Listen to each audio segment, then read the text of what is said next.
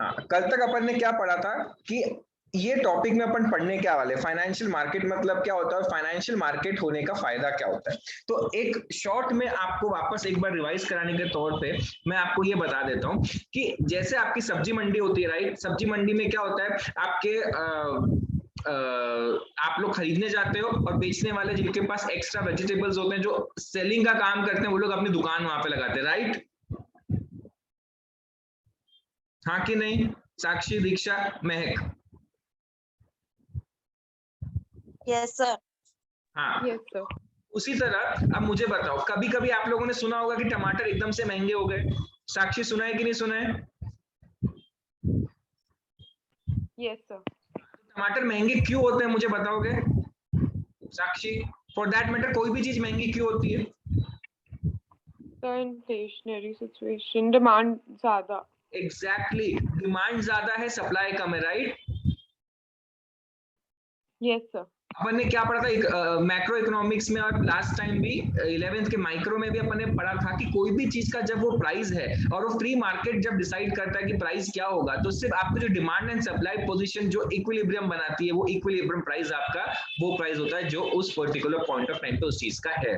तो उसी तरह से फाइनेंशियल मार्केट आपका डिसाइड करता है कि आपके पर्टिकुलर इंस्ट्रूमेंट्स किस चीज पे किस रेट पे वो ट्रेड करेंगे। कैसे, आपको शेयर्स खरीदने होते तो आप फाइनेंशियल मार्केट में जाते हो, आपको बेचना होता है तो आप जाते हो। तो उस पर्टिकुलर शेयर का डिमांड और सप्लाई पोजीशन डिसाइड करता है कि आज उस मार्केट का, आज उस पर्टिकुलर शेयर का रेट क्या होगा, आज उस पर्टिकुलर शेयर की वैल्यू क्या होगी। यदि किसी कोई कंपनी का पॉजिटिव रूमर आता है मार्केट में, कुछ पॉजिटिव रूमर निकलता है, तो उसके शेयर्स की रेट बढ़ जाती है। क्यों बढ़ जाती है? ऑब्वियसली क्योंकि अगर उसकी कुछ पॉजिटिव न्यूज आई तो आपका डिमांड उसका बढ़ जाएगा, डिमांड बढ़ जाएगा, सप्लाई उतना नहीं बढ़ेगा, तो ऑब्वियसली उसका शेयर का प्राइस बढ़ जाएगा। कोई नेगेटिव रूमर आता है तो शेयर गिर जाता है। क्यों? क्योंकि सबको पता चलता है कि अब इसके परफॉर्मेंस में कुछ गड़बड़ी हो सकती है, तो लोग अपना शेयर्स बेचना चालू कर देते हैं। बेचना चालू कर देते हैं तो मार्केट में एकदम से सप्लाई आ जाता है, और एकदम से जब सप्लाई आता है तो डिमांड नहीं मिल पाती और उसके प्राइसेस गिरते रहते हैं। कब तक गिरते हैं? जब तक उस हर एक शेयर को या उन एवरेज आउट शेयर्स को आपका होल्डर नहीं मिल जाता। Understood?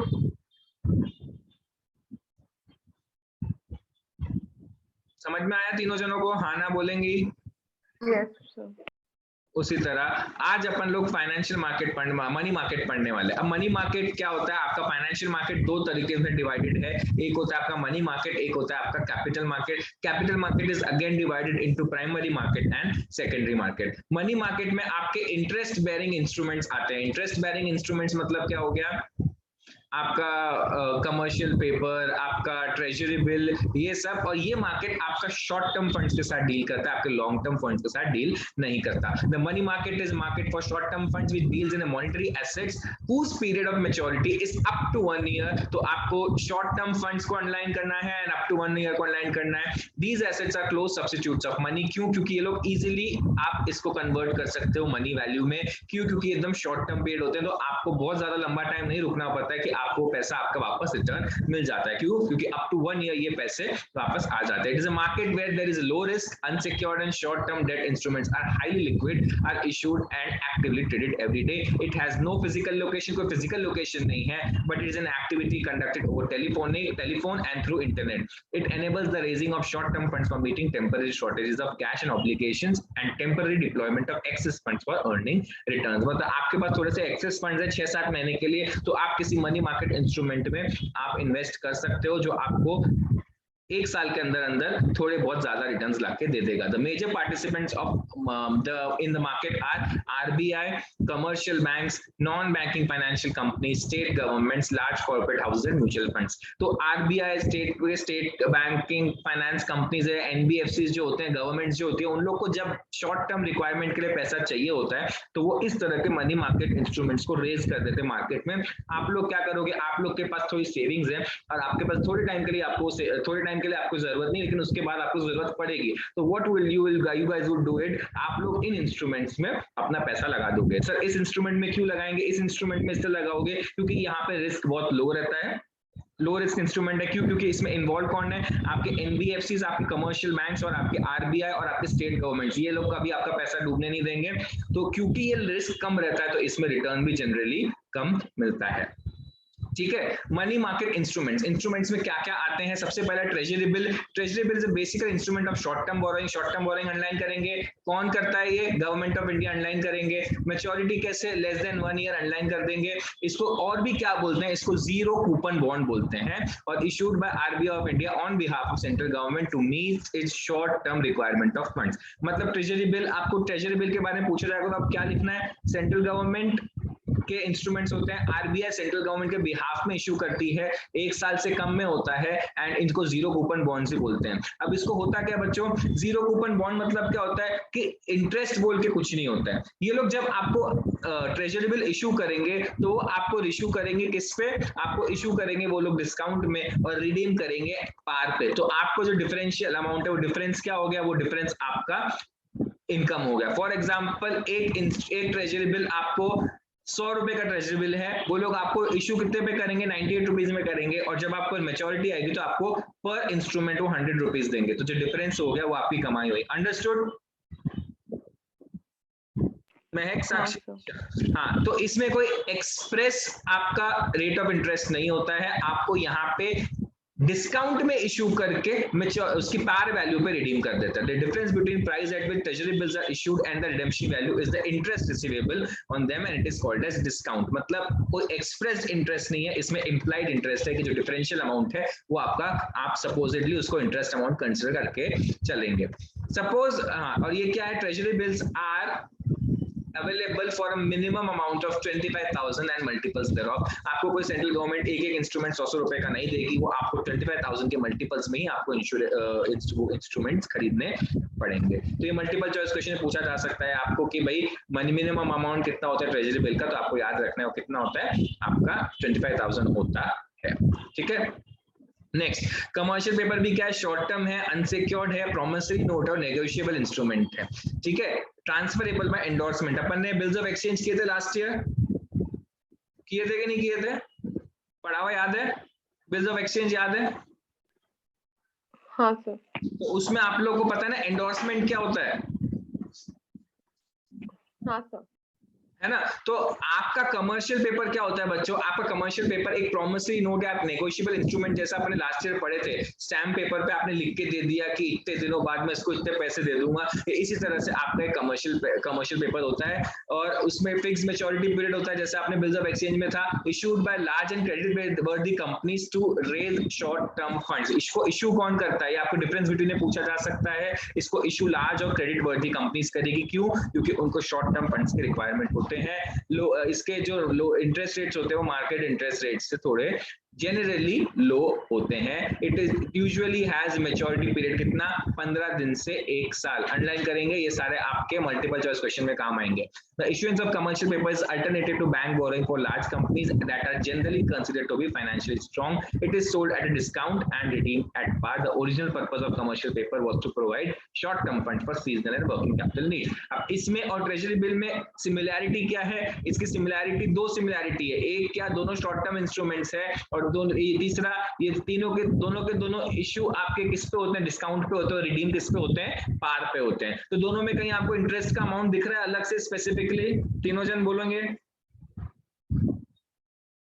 No.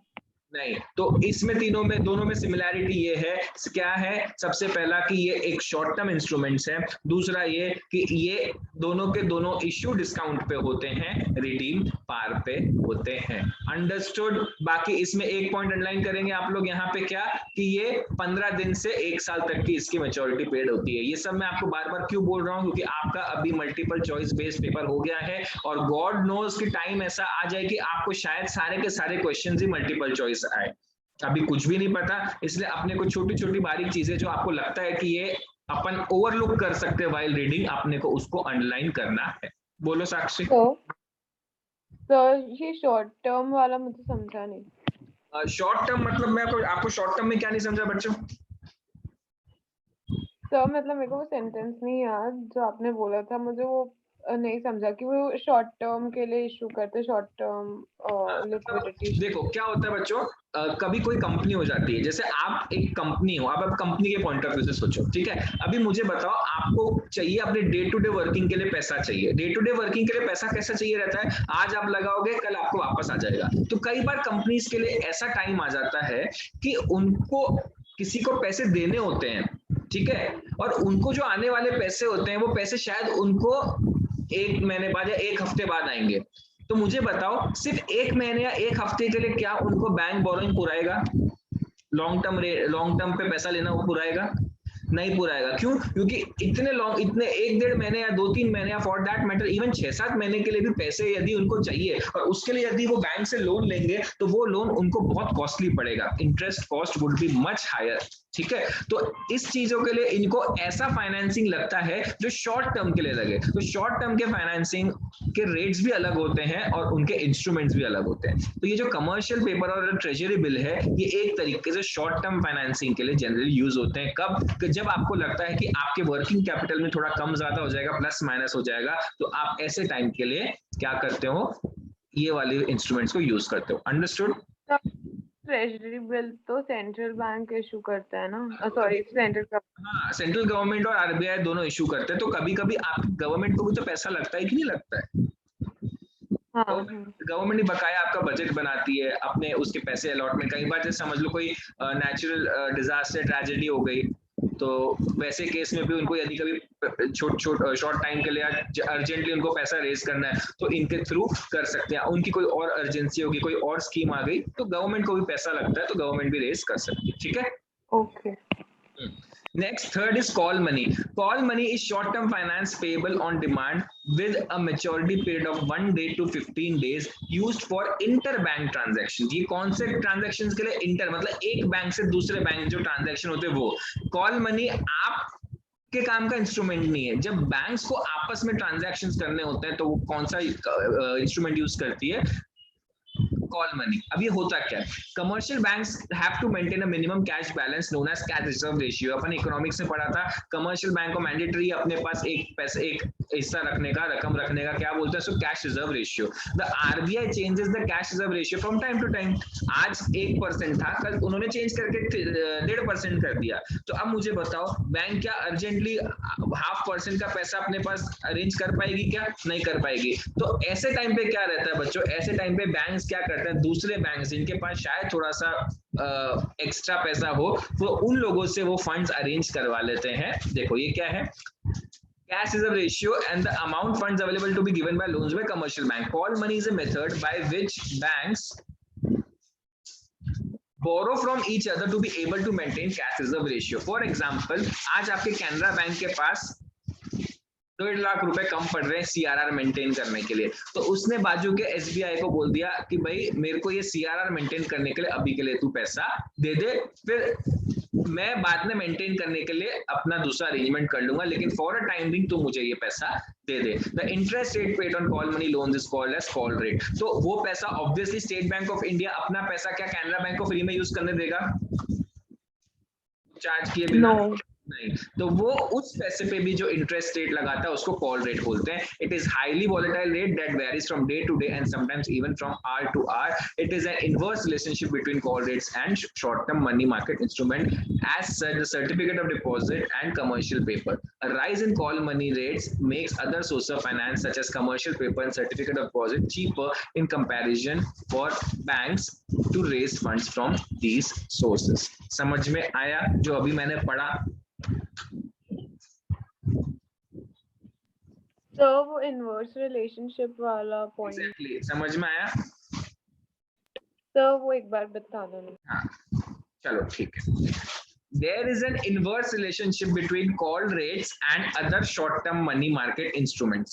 Other short-term money market instrument और call rates में आपके क्या रहता है? इनवर्स रिलेशनशिप रहता है। मतलब क्या? जब कॉल रेट ज्यादा रहता है तो अदर मनी मार्केट इंस्ट्रूमेंट्स आपके कम हो जाते हैं, या जब वो कम होता है तो वो ज्यादा हो जाता है। ऐसा क्यों? आप लॉजिक लगा सकते हो, कोई सादा सा वो बता दो, के हिसाब से तो क्या मतलब अगर पे करना होगा तो बोरोइंग ज्यादा होगी। एग्जैक्टली जब call money rate high rate पे चल रहा है, इसका मतलब बैंक चाहेगा कि मैं दूसरे बैंक का पैसा कम से कम टाइम के लिए यूज करूं, राइट? यस। और जब मेरे को ऐसा चाहिए तो मुझे खुद के बैंक में पैसे जमा कराने हैं कि नहीं कराने हैं? है ना? हाँ खुद के बैंक में हाँ पैसे जमा कराने हैं तो मेरे को बाकी इंस्ट्रूमेंट्स को सस्ता करना पड़ेगा कि नहीं करना, महंगा करना पड़ेगा, रेट खींचना पड़ेगा, लोन सस्ता करूंगा, डिपॉजिट महंगा करूंगा, राइट? यस।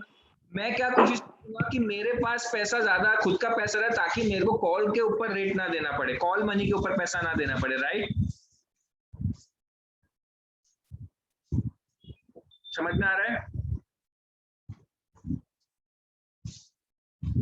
हाँ सर। एग्जैक्टली तो ये वही चीज है। कॉल मनी के बारे में अपन डिस्कस करेंगे तो अपने को क्या पॉइंट्स याद रखने हैं? ये इंटर बैंक इंस्ट्रूमेंट है, एक बैंक से दूसरे बैंक। क्यों लगती जरूरत? क्योंकि कैश रिजर्व रेशियो आरबीआई का चेंज होते रहता है कई बार, तो वो रिजर्व रेशियो के हिसाब से बैंक को पैसा मेंटेन करना पड़ता है। हमेशा बैंक के पास पैसे नहीं होते हैं तो वो क्या करते हैं, वो लोग दूसरे बैंक के पास जाते हैं और अपनी इस शॉर्ट टर्म को या इस रिक्वायरमेंट को पूरा करते हैं। ये रिक्वायरमेंट को पूरा करते हैं, दूसरे बैंक से पैसा लेते हैं, दूसरा बैंक आपको फ्री में नहीं देगा, दूसरा बैंक फ्री में नहीं देगा, वो आपसे कॉल रेट चार्ज करेगा और कॉल रेट चार्ज करेगा उस हिसाब से आप अपने डिपॉजिट और बाकी इंस्ट्रूमेंट्स की पॉलिसीज रखेंगे, इसलिए इनमें इनवर्स रिलेशनशिप हो जाता है।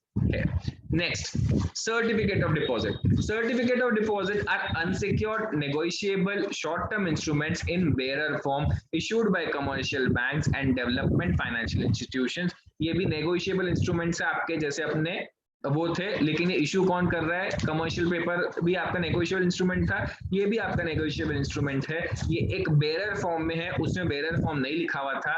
और ये कौन इशू कर रहा है? ये भी कमर्शियल बैंक इशू कर रहे हैं and development financial institution issue कर रहे हैं। ये किसको इशू करते हैं? They can be issued to individuals को, कॉर्पोरेशंस को and companies having periods of tight liquidity when deposit growth of bank is low but demand for credit is high. अब क्या होता है, आपके कई बार डिपॉजिट्स नहीं आ रहे हैं बैंक्स के पास, मतलब उनके पास डिपॉजिट नहीं आ रहे हैं लेकिन उनके पास लोन मांगने के लिए बहुत लोग आ रहे हैं। तो मुझे बताओ, आपके बैंक के पास लोन लेने के लिए बहुत लोग आएंगे तो लोन आपकी कमाई है बैंक के हिसाब से, बैंक पॉइंट ऑफ व्यू से लोन क्या है? आप लोगों की कमाई है कि नहीं है? हाँ। आपकी सेल्स हो गई एक तरीके से लोन, और आपकी परचेज हो गई एक तरीके से क्या? डिपॉजिट्स। क्योंकि डिपॉजिट्स ने आपको पैसा दिया, वही पैसा आपने लोन के तौर पे आगे दिया कि नहीं दिया? महक, साक्षी, दीक्षा, दिया कि नहीं दिया? Yes sir. Yes sir. हाँ, तो आपने जब डिपॉजिट्स ही आपके पास कम आए तो आप लोन के लिए लोन नहीं दे पाओगे, और लोन नहीं दे पाना आप अफोर्ड नहीं कर सकते, तो आप क्या करोगे? जब तक आपके पास रिक्वायर्ड डिपॉजिट्स नहीं आते उतने पर्टिकुलर टाइम पीरियड के लिए आप सर्टिफिकेट ऑफ डिपॉजिट के तौर पे खुद के लिए फंड्स रेज कर लोगे और उस शॉर्ट टर्म को आप मीट करेंगे। समझ में आया क्या? तो मुझे समझा ही नहीं कि ये होता क्या है। ये आपका एक वही हो गया, जैसे कमर्शियल पेपर है ना बेटा, आपके स्टैम्प पेपर पे देने वाला एक बिल ऑफ एक्सचेंज हो गया बेरर फॉर्म में, ठीक है? तो इसमें क्या होता है, ये भी एक शॉर्ट टर्म है, और ये कौन कौन लेता है? ये आपके जो इंडिविजुअल या कॉर्पोरेशन या आपके बैंक जिनको अपनी लिक्विडिटी पोजीशन को मीट करना है। मतलब मेरे को अगेन सर आपकी आवाज क्रैक कर रही थी। अभी आ रही है? हाँ सर अभी आ रही है। बाकी दोनों को आ रही है? Mahak, Diksha? Yes sir. Okay, again certificate of deposit क्या होते हैं? Unsecured, negotiable, short term instruments in bearer form, ठीक है? ये इशू कौन करता है? कमर्शियल बैंक और डेवलपमेंट फाइनेंशियल इंस्टीट्यूशंस इशू करेंगे। और किसको इशू करेंगे? Individuals, corporation and companies during periods of tight liquidity when deposit growth of banks is slow but demand for credit is high. अब देखो, मैं एक बैंक हूं, मैं इशूअर हूं, मैंने ये इंस्ट्रूमेंट इशू कर रहा हूं, ठीक है? अब मुझे बताओ, मुझे पैसा आ नहीं रहा है डिपॉजिट्स के तौर पे, लेकिन मुझे लोन देना है। मेरे पास पैसा आ नहीं रहा है, मुझे लोन देना है, तो मेरे को पैसा कहीं से तो रेज करना पड़ेगा कि नहीं रेज करना पड़ेगा? करना पड़ेगा। करना पड़ेगा। तो मैं क्या करूंगा, मैं लोगों को कमर्शियल पे सर्टिफिकेट ऑफ डिपॉजिट इशू कर दूंगा, भाई तू ये ले ले, तेरे को इतने टाइम बाद में इतने पैसे दूंगा, तू ये ले ले, तेरे को इतने टाइम बाद में इतने पैसे दूंगा। तो वो मेरे से जब इंस्ट्रूमेंट खरीदेगा तो मेरे को बदले में पैसे देगा कि नहीं देगा साक्षी? देगा। तो वो पैसा जब मुझे देगा तो मेरी लिक्विडिटी पोजीशन हाई हो जाएगी और मैं लोन दे पाऊंगा लोगों को। Yes sir. जब मेरे को लोन का पैसा वापस आने लगेगा तो मैं कमर्शियल सर्टिफिकेट ऑफ डिपॉजिट को रीपे नहीं कर दूंगा? कर दोगे। एग्जैक्टली तो इसका भी कंसेप्ट यही है, जब बैंक्स और डेवलपमेंट फाइनेंशियल कॉर्पोरेशंस के पास पैसा नहीं होता है, डिपॉजिट ग्रोथ स्लो होती है, तो वो लोग ये पेपर को, कमर्शियल सर्टिफिकेट ऑफ डिपॉजिट वाले जो पेपर होते हैं नेगोशिएबल इंस्ट्रूमेंट, इसको ये लोग इशू कर देंगे इंडिविजुअल्स और कॉर्पोरेशंस को, जिससे उनके पास पैसा आ जाएगा और उनकी लिक्विडिटी पोजीशन वो मीट कर पाएंगे। समझ में आया क्या? Yes sir. Next, commercial bill. A commercial bill is again bill of exchange used to finance the working capital requirement of business firm. अब ये किसके लिए यूज हो रहा है? बिजनेस फर्म्स के लिए।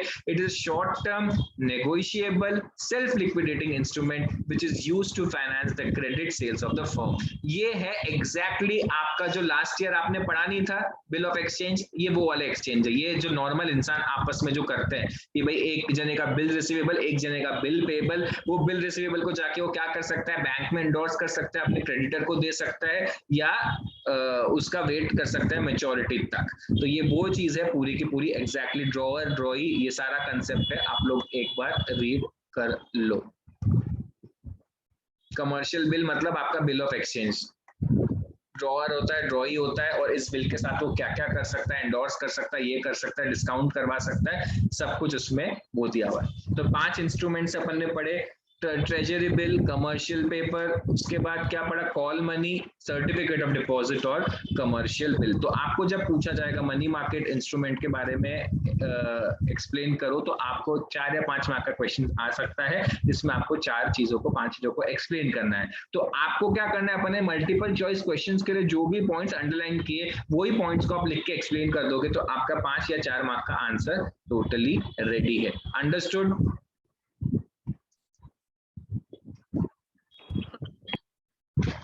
Next is capital market. The term capital market refers to facilities and institutional arrangements through which long-term funds, both debt and equity, are raised and invested.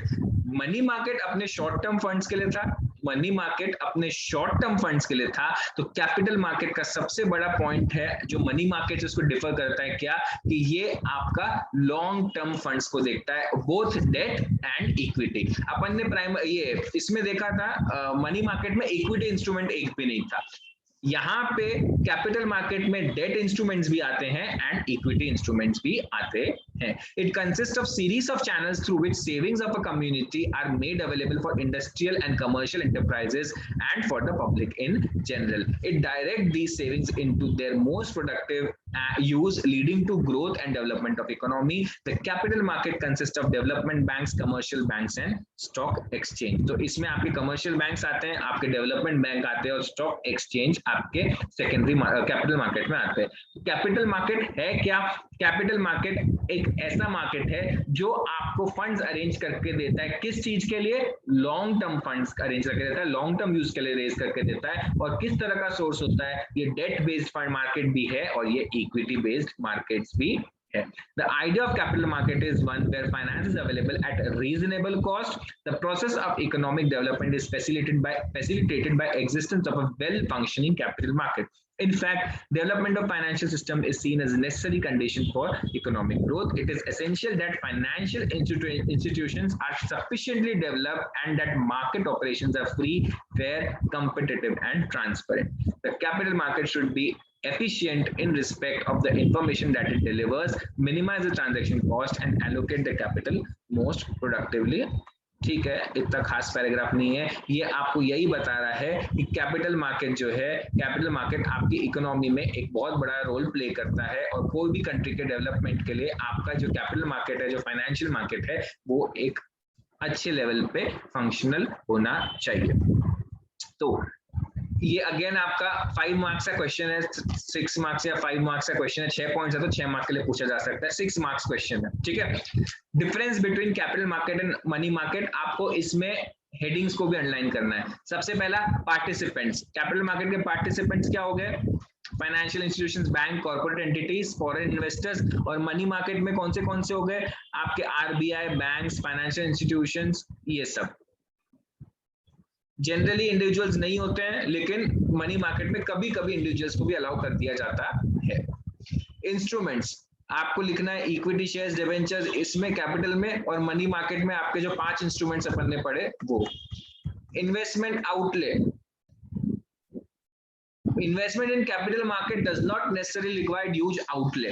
Long term के लिए होता है लेकिन ह्यूज नहीं होता है। फॉर एग्जांपल साक्षी, आज आपके पास 5,000 रुपए भी है तो आप शेयर्स खरीद सकते हो, आप डिबेंचर्स खरीद सकते हो, राइट। लेकिन आपका जो ये मार्केट होता है मनी मार्केट, वो छोटे छोटे फंड्स को, छोटे छोटे पैसे को नहीं वो करता, एंटरटेन नहीं करता।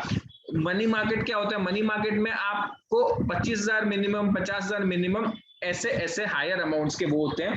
तो आपका जो वो है, आपको लगे तो शेयर 1 रुपए का भी खरीदना, आप 1 रुपए का भी शेयर कैपिटल मार्केट से खरीद सकते हो, लेकिन मनी मार्केट में ऐसा कुछ नहीं है। तो इन्वेस्टमेंट आउटले जब अपन बोलते हैं, वो आपका कैपिटल मार्केट में लो होता है और मनी मार्केट में हाई होता है। आउटले मतलब क्या होता है? आउटले मतलब खर्चा या निकलने, आपके जेब से जाने वाला पैसा। तो इन्वेस्टमेंट, आपके जेब से इन्वेस्टमेंट जब आप करते हो तो मनी मार्केट के इंस्ट्रूमेंट्स में ज्यादा इन्वेस्टमेंट लगता है, और आपके कैपिटल मार्केट में तो आप 1 रुपए का शेयर भी अगर मार्केट में मिल रहा है तो आप वो भी खरीद सकते हो। Duration, capital market long term, money market short term. Liquidity, capital market are considered liquid instrument because they are marketable on stock exchanges. However, share may not be actively traded, that is, it may not find an easy buyer. Money market instrument on the other hand enjoy higher degree of liquidity as there is a formal arrangement for this. आपका money market is money है, मतलब money market in short is your another form of money. आप उसको totally convert कर सकते हो इसमें, पैसों में। लेकिन आपका जो लिक्विडिटी है कैपिटल मार्केट में कम होता है। क्यों? क्योंकि हो सकता है आपके पास जो शेयर है वो एक्टिवली ट्रेडेड नहीं है, तो आपको इजीली उसके लिए खरीदार नहीं मिलेगा। ठीक है, जनरली कैपिटल मार्केट भी बहुत लिक्विड है, तो ये पॉइंट नहीं भी लिखते तो चलता था। Next, safety. Capital market instruments are riskier. क्यों? क्योंकि आपको नहीं पता कंपनी कैसी है, कंपनी डूब भी सकती है, कंपनी के साथ कुछ भी हो सकता है। लेकिन मनी मार्केट में इश्यूअर्स अपन ने देखे थे कौन थे? आरबीआई, सेंट्रल गवर्नमेंट, ये सब। तो मनी मार्केट आपका बहुत ज्यादा सेफ है, क्योंकि गवर्नमेंट, आरबीआई और कमर्शियल बैंक्स आपको बर्बाद नहीं होने देंगे। क्यों? क्योंकि आपको बर्बाद वो होना देना प्रेफर नहीं कर सकते। तो आपकी जो सेफ्टी है, risk element from the investor point of view जब अपन बात करते हैं, तो कैपिटल मार्केट में वो कम होती है, क्योंकि आपके पैसे डूब सकते हैं, कुछ भी हो सकता है। लेकिन मनी मार्केट में वो अच्छी खासी सिक्योरिटी, सेफ्टी होती है। Understood? Next, expected return. The investment in capital market generally yield higher return for investor than money markets. The possibility of earnings is higher if securities are held for a longer duration. First, there is scope of earning capital gains in equity and share. Second, in long run, the prosperity of the company share by shareholders by the way of high dividends and bonus issue. ठीक है, इसका एक सीधा साधा तरीका, मैं आपको सीधा साधा एक रीजन बता देता हूँ। जहां रिस्क कम होती है वहां पे रिटर्न ज्यादा होता है कि नहीं? जहां पे रिस्क कम रहेगी वहां पे रिटर्न ज्यादा रहेगा। सही है कि नहीं है? रिस्क कम रिटर्न ज्यादा, कि रिस्क कम और रिटर्न भी कम? रिस्क कम और रिटर्न भी कम। एग्जैक्टली आप जितना सेफ इंस्ट्रूमेंट के लिए जाओगे आपको उतना ही कम रिटर्न मिलेगा। आप कम रिस्क उठाओगे तो आपको रिटर्न भी कम मिलेगा, रिस्क ज्यादा उठाओगे तो रिटर्न भी ज्यादा मिलेगा। क्यों? क्योंकि यदि कम रिस्क और कम रिटर्न रहता तो आपके कैपिटल मार्केट तो चलता ही नहीं ना। तो आपका जो मनी मार्केट है वो भले ही आपको सिक्योर्ड और गारंटीड रिटर्न देता है, जब आपको जितना उसने बोला उतना देता है, लेकिन वो आपको गारंटी ही कम करता है, मतलब वो आपको बहुत ज्यादा प्लस नहीं देने वाला है। लेकिन कैपिटल मार्केट में यदि आपका इन्वेस्टमेंट सही है तो शॉर्ट टर्म में भी यील्ड देगा और लॉन्गर ड्यूरेशन में भी आपके पैसे 1 के 2 ही करेगा, राइट। तो एक्सपेक्टेड रिटर्न कैपिटल में ज्यादा है, रिस्क भी कैपिटल में ज्यादा है। रिस्क इस कैपिटल में ज्यादा है, इसलिए कैपिटल में रिटर्न भी ज्यादा है। समझ में आया?